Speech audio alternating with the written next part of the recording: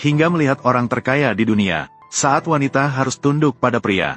Wanita pada saat itu baru menyadari, pria di depannya yang tidak terjangkau oleh siapapun, ternyata adalah suaminya yang meninggalkannya 8 tahun lalu. Ternyata sudah 8 tahun yang lalu. Pria dipanggil oleh raja untuk pergi ke perbatasan dengan cepat, karena keadaan yang serius tidak bisa diungkapkan kepada siapapun. Sehingga pria hanya bisa buru-buru meninggalkan istrinya, tanpa disadari bahwa pada saat itu istrinya sudah hamil. Ketika dia ingin memberitahu suaminya, ternyata suaminya sudah pergi jauh. Tak lama kemudian pria kembali ke medan perang di perbatasan. Di bawah kepemimpinannya yang pemberani, musuh berhasil dikalahkan. Namun ketika dia berencana untuk menghabisi kelompok pemberontak terakhir, saat dia kembali untuk meminta maaf kepada istrinya, ternyata dia dihadapi dengan perlawanan sengit dari musuh. Menyebabkan pertempuran ini berlangsung selama 7 tahun. Setelah meredakan kerusuhan, dia segera ingin pulang. Namun, suami tidak menyadari bahwa selama ini istrinya hidup dalam kesedihan yang mendalam. Pada awalnya, reputasinya tercemar karena hamil di luar nikah. Dia diusir dengan kejam oleh keluarganya. Setelah itu, dia melahirkan seorang putri sendirian. 8 tahun berlalu dengan cepat. Untuk mencari nafkah, dia terpaksa berjualan sate di pinggir jalan. Namun, setiap hari ada preman yang membuat masalah. Jika tidak membayar uang proteksi, mereka akan merusak dagangannya. Sehingga dia terpaksa terus menerima perlakuan tersebut. Saat itulah putrinya bertanya padanya, mengapa orang lain memiliki ayah yang melindungi mereka, sedangkan dia tidak? Namun, selama bertahun-tahun, wanita ini telah menelepon berkali-kali. Namun, tidak pernah ada yang menjawab. Maka kali ini, dia memutuskan untuk menelepon sekali lagi. Dan semoga beruntung, pria di sisi lain tiba-tiba mengambil kembali barang pribadinya. Di dalamnya, ponselnya tiba-tiba berdering. Halo, apakah ini Waner? Wu Feng. Waner, benarkah ini kamu? Kamu sekarang berada di mana? Wu Feng, benarkah ini kamu? Cepat lihat. Miao Miao, ini adalah anak kita. Pria mengetahui semua kesedihan istrinya melalui telepon. Dia segera menyatakan bahwa dia bisa kembali dalam 1 hari. Dan dia akan memberikan kejutan besar kepada istrinya. Setelah menutup telepon, pria segera menelepon pengikutnya. Pesan hotel terbaik di kota. Semua kekayaan yang dia kumpulkan selama bertahun-tahun. 3 permata sebesar kepala manusia ini. Mutiara Selatan. Masing-masing bernilai miliaran. Ternyata hanya diberikan kepada ratu. Keluarga Su pasti akan sukses besar kali ini. Kekayaan yang bisa menandingi negara. Tolong perlakukan dengan hati-hati harta karun ini. Jika salah satunya tersebar, akan menarik perhatian. Banyak keluarga bangsawan akan berebut. Karena mahar sudah disiapkan. Maka berangkatlah ke hotel. Ya. Sementara di sisi lain, karena tidak punya uang, maka dia hanya bisa mengenakan gaun sederhana pergi ke hotel. Namun sayangnya, begitu masuk, dia langsung diejek. Karena mereka tahu suaminya adalah orang miskin. Dan pakaian itu adalah pakaian lama. Bahkan hotel yang disewa pasti harus mengeluarkan semua tabungan. Dan bibi yang suka pamer lebih ingin memperkenalkan dia menikah dengan. Mendengarkan kata bibi. Untuk Tuan Yushuki, apa yang salah dengan menjadi selingkuhan? Meskipun usianya agak tua, tapi dia kaya. Tidak mungkin. Kamu harus menyerah. Apakah kamu bodoh? Si Ye Wu Feng menghabiskan semua hartanya. Hanya bisa memesan ruang pesta untuk hari ini. Dan seluruh istana langit genting adalah milik Tuan Yushuki. Bukankah dia dikatakan bodoh? Suamiku adalah kepala keamanan di sini. Gajinya tahunan adalah 500.000. Dia Ye Wu Feng. Bekerja, mendorong, tidak sebanyak suamiku. Apalagi dibandingkan dengan Tuan Yushuki. Hari ini adalah pernikahan saya dengan Wu Feng. Saya hanya ingin keluarga kami bahagia dan senang sudah cukup. Saya tidak peduli seberapa banyak uangnya. Saya sangat berterima kasih kepada semua yang bisa datang untuk menghadiri pesta pertunanganku dengan Wu Feng. Tetapi jika kalian meremehkan Wu Feng karena tidak punya uang, menghina karena keluargaku miskin, tidak mau memberkati rumput, kalau begitu, silakan pergi. Tidak mengerti, kita semua adalah kerabatmu. Bahkan belum makan, sudah disuruh pergi. Ya, dan kamu, silakan, kamu. Memberi wajah padamu, kan? Mengusirku. Kalau begitu, lepaskan pakaianmu dan kembalikan padaku. Kau pikir kami senang datang? Bahkan bukan hadiah pertunangan yang layak. Benar-benar memalukan keluarga Su saya. Kita pergi. Aku hanya melihatnya. Pernikahan yang tak ada artinya. Sampai sejauh ini sepi. Maharnya sampai. Wow, banyak uang. Begitu banyak uang. Apakah mungkin? Tidak mungkin. Ye Wu Feng kecil yang lucu itu. Bagaimana mungkin? Istana Surga Yunding. Manajer ruang pesta Wufa. Datang untuk memberi hadiah. Siapa yang merupakan Su Waner? Silakan maju untuk menerima hadiah. Aku adalah Su Waner. Maaf, apakah Anda Ye Wufeng? Apakah Anda yang dikirim untuk memberi hadiah? Ye Wufeng harimau. Apa itu? Dia adalah Presiden Istana Surga Yunding. Mitarai dewasa. Mengetahui bahwa Nyonya Su berada di sini.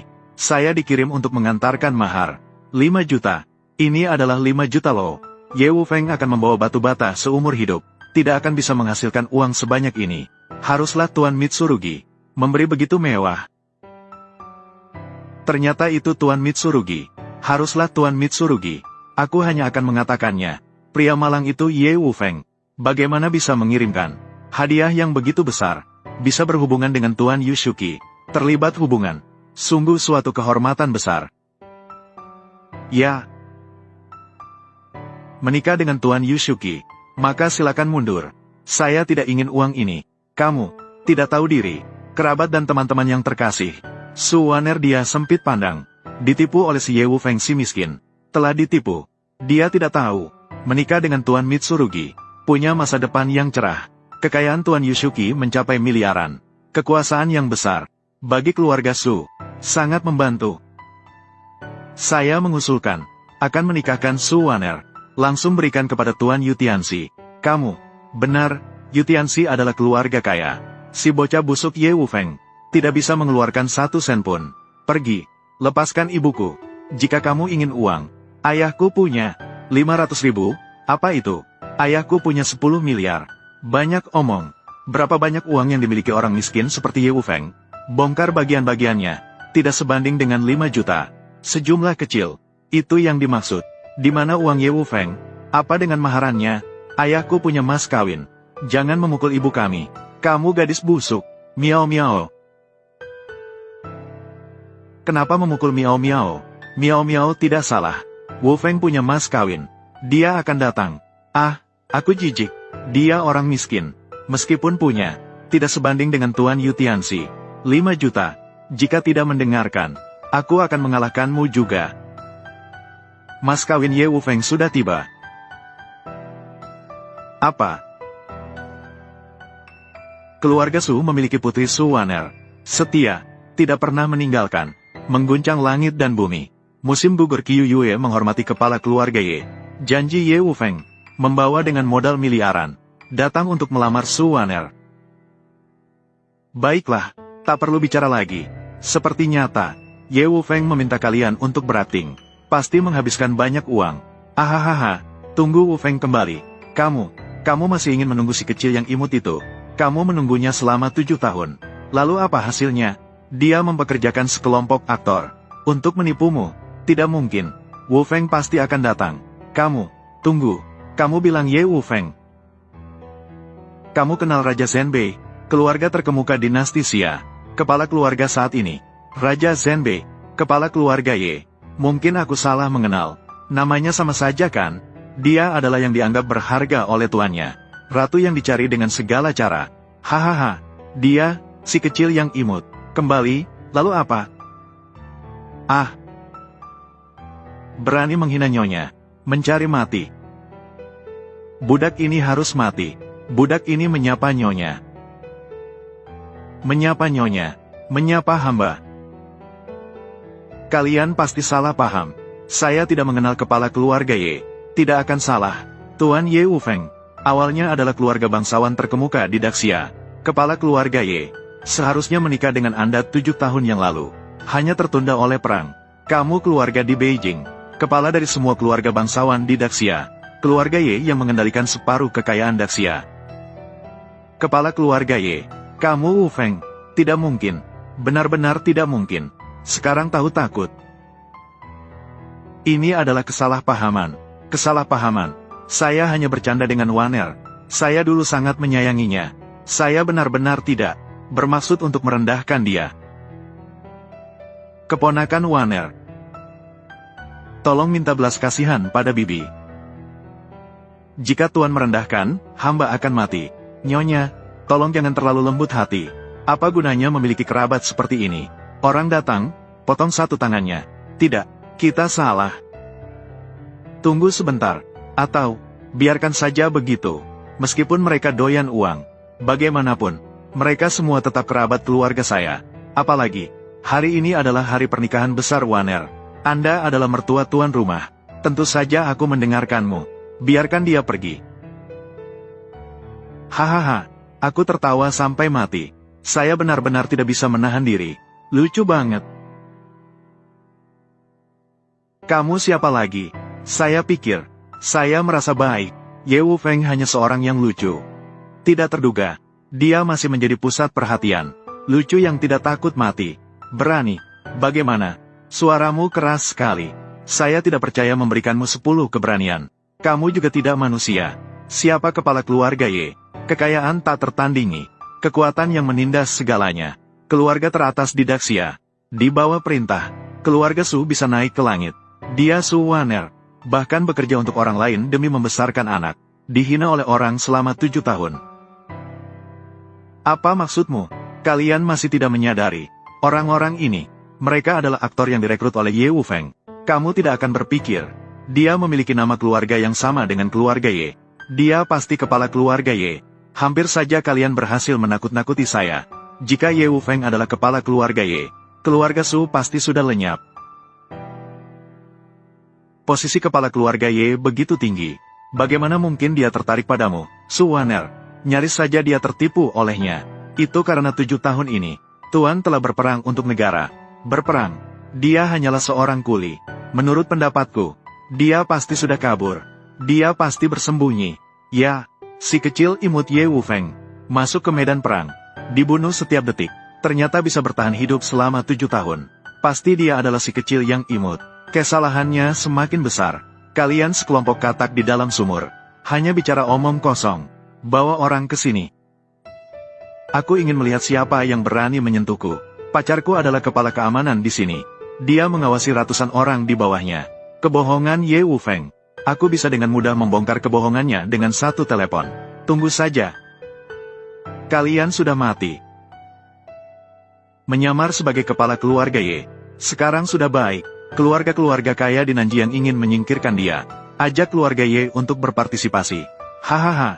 Ya, tunggu dia datang. Mengapa kita tidak menangkapnya? Ajak keluarga Ye untuk berpartisipasi sendiri. Kalian sekelompok katak di dalam sumur.